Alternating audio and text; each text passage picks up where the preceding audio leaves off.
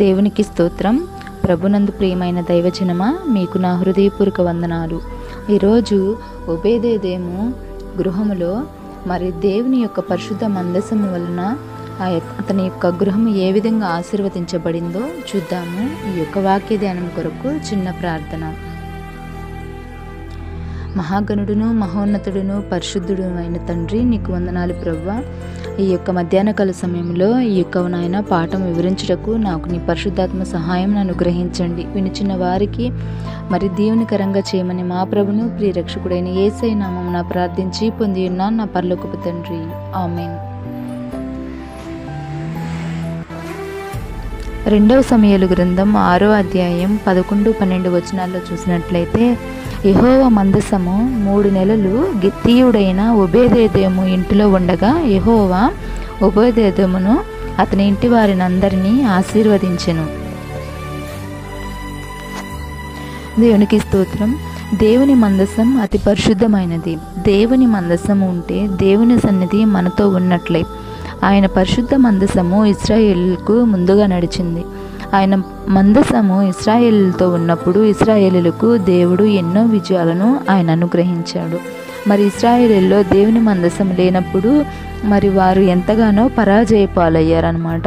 మరి దేవుని మందసము అతి పరిశుద్ధమైనది. మరి ఎవరను కూడా తాకకూడదనమాట. అంత పరిశుద్ధమైనది, పవిత్రమైనది. దాన్ని కేవలము యాజకులు మాత్రమే దాన్ని మోయవలనమాట అని దేవుని వాక్యం సెలవిస్తుంది. అయితే మరి ఆ యొక్క మరి పరిశుద్ధ దేవుని మందసంలో దేవుని యొక్క 10 ఆజ్ఞలు, మరి మన్నాగల పాత్ర, అహరోను చిగురించిన కర్ర, మరి దేవుని ధర్మశాస్త్రము అనగా దేవుని కట్టడలు, దేవుని విధులు, ఆయన ఆజ్ఞలు. మరి దేవుడు ధర్మశాస్త్రాన్ని నెరవేర్చడానికే వచ్చాడు, కానీ దేవుడు ధర్మశాస్త్రాన్ని కొట్టివేయడానికి రాలేదు. ఆయన వాక్యం సెలవిస్తుంది తేటగా మనకు.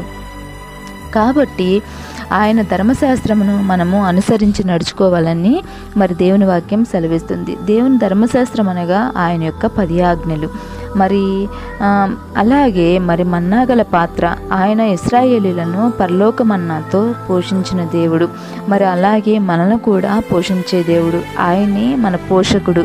మరి అహరోను చిగురించిన కర్ర, మరి ఇశ్రాయేలీలు మరి 12 గోత్రపు వారి మరి కర్రను మరి ఉంచినప్పుడు మరి అహరోను కర్ర మరి చిగురించింది. అహరోను చిగురించిన కర్ర మరి ఆయన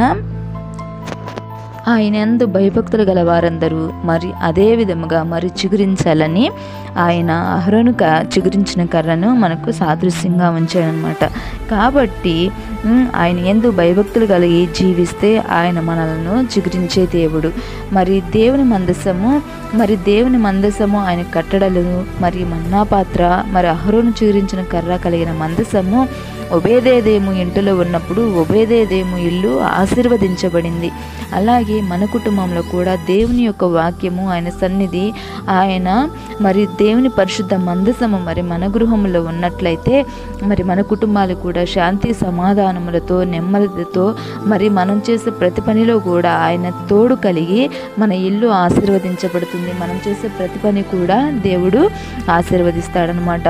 మరి మన యొక్క కుటుంబంలో అందరూ మరి దేవుని యొక్క కట్టడలను అనుసరించేవారుగా మరి ఉండాలి. ఆయన యొక్క ఆజ్ఞలను మరి అనుసరించేవారుగా ఉండాలి. ఆయన మరి ఆజ్ఞలు, కట్టడలు మరి మనం అనుసరించినప్పుడు దేవుడు మరి ద్వితీయోపదేశ కాండంలో అంటున్నాడు కదా, నీ పూర్ణ హృదయముతో, నీ పూర్ణ మనసుతో, నీ పూర్ణ బలముతో, నీ పూర్ణ వివేకముతో మరి ఆయన యొక్క మరి వాక్యమునకు విధేయులైనట్లయితే దేవుడు మరి ఆశీర్వదించే దేవుడు అనమాట. దేవుడు దీవెనకరంగా చేసే దేవుడు.